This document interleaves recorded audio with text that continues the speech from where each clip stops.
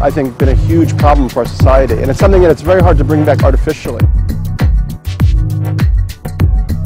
One of the characteristics of the modern world, of modernity, is that the universe is disenchanted. It's a very, very important concept. The Earth, the galaxies, even in a certain sense, the world of plants and animals is disenchanted. So there are many ways that this disenchantment happened in the last 400 years or so. Similarly, there are many attempts to re-enchant. What Weber specifically meant by disenchantment is the modern mind's assumption that everything about the world is ultimately understandable in such a way that it can be calculated, predicted, and potentially controlled. That quality of mystery and soul has been withdrawn.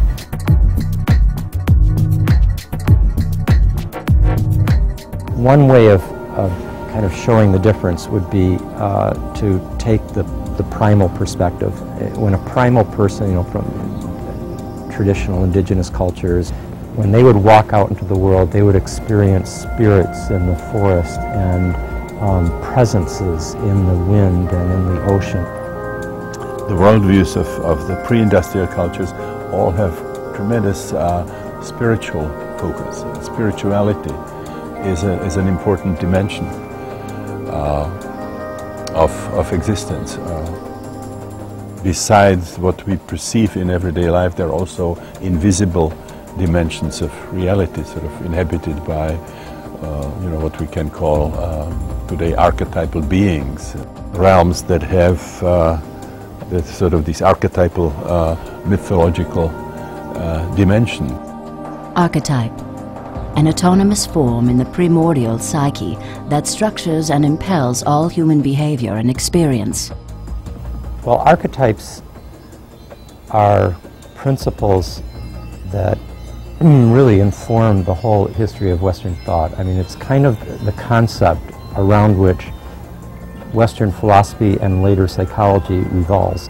Behind the Platonic understanding are the gods and goddesses of the ancient imagination, so that you have basically, let's say with beauty, it's personified as Aphrodite in the Greek mythic imagination.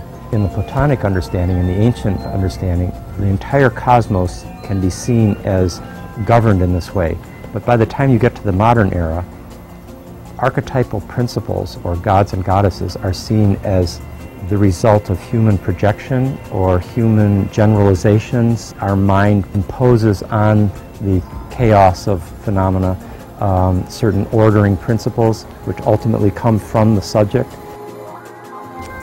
So from this primal point of view, there is a continuity between the human interior consciousness and the interior of the world. And the human being can participate in the soul of the world because the world is ensouled. The Western worldview is very, very different. The pragmatic, materialistic worldview is very different. The only reality is the material world. These other dimensions that the native cultures are interested in, they are either sort of result of some kind of a lack of education, primitive magical thinking, or they are outright psychopathology. It involves direct experiences of these states. The primal perspective is enchanted, and the modern perspective is that of a disenchanted world. Now, how did this shift happen? I mean, what I've just described is something that is particularly evident from the time of Descartes.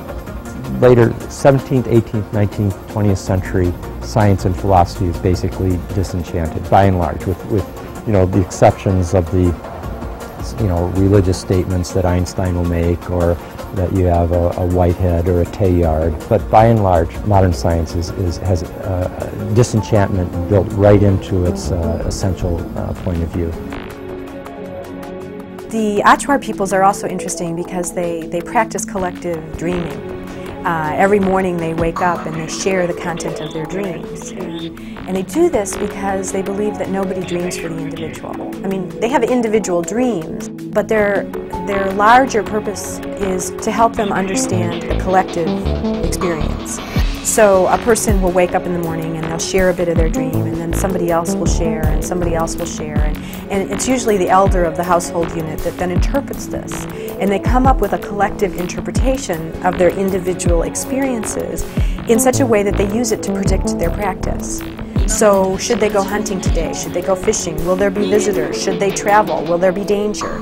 These kinds of insights about the future come through the sharing of dreams. So it's not just a luxury to share your dreams with one another, but it's actually a social responsibility. So subjectivity is highly honored and esteemed for its reliability, rather than suspect for its unreliability because it can't be easily measured. The modern disenchanted perspective didn't emerge completely ex nihilo with the 17th century and Descartes. It was prepared for by the whole evolution of Homo sapiens, going back to the first use of tools, the first linguistic and religious civilizations. You begin to have the differentiation of the human self as a subject acting upon the world as an object. So that's kind of begins the whole process that leads to the kind of radical disenchantment that we have in our time, the objectification of the world. We have been living in a society that separates us, and we assume that, you know, as a human being, we are these isolated entities contained within this skin and, you know, this body. And yet other cultures see it very differently. And there are more and more reasons to believe that it is a more relational rather than isolated world we live in. And relational at some really core fundamental levels. You know, it's not only about recognizing the importance of living in society and living in right relationship in terms of our social intercourse, but really recognizing that perhaps we are all part of a more complex, interconnected system that isn't simply physical, but that actually may have some metaphysical or transpersonal components or qualities.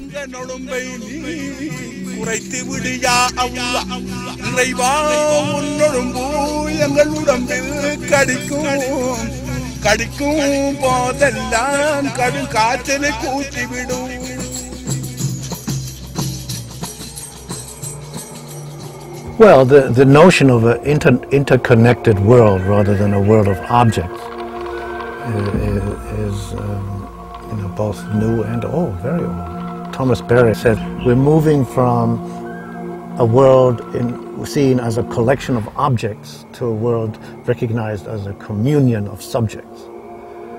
When you recognize that everything has its own inherent subjectivity, that is consciousness, that is spirit. That's what the native indigenous people, shamanistic societies would say. Everything has spirit and consciousness. And you treat it that way. Not quite correct to say it's communication, because communication applies A to B. Communion is much closer than that. See, and as spirits, we commune always telepathically with another being. We merge our consciousness. It's sort of like love. You feel like you're in the same consciousness as somebody else. Interconnectivity is the ascending archetype, I think, of the 21st century, 21st century. This discovery of this profound interlaced quality of existence at all physical and spiritual and mental, psychological levels. The modern worldview is being replaced by, some people call it a postmodern, but I think it's ridiculous. You could say it's a systems worldview. And the modern worldview is mechanistic and atomistic and linear causality and quantitative, and the only real realm is the realm of measurable objects and forces. As everything else, that means images in your mind, thoughts, intuitions, imaginations, symbols, anything that, dreams, anything that is merely subjective. Values is merely subjective. Values are not objective. Therefore, we can have a science that can make bombs and obliterate thousands, all this kind of thing, and devastate the atmosphere. And we can say, well, we're scientists, we don't deal with values. That's politics, you see, and economics. Our crisis is a birth. It's a birth of this new humanity that's been prefigured in the mystics.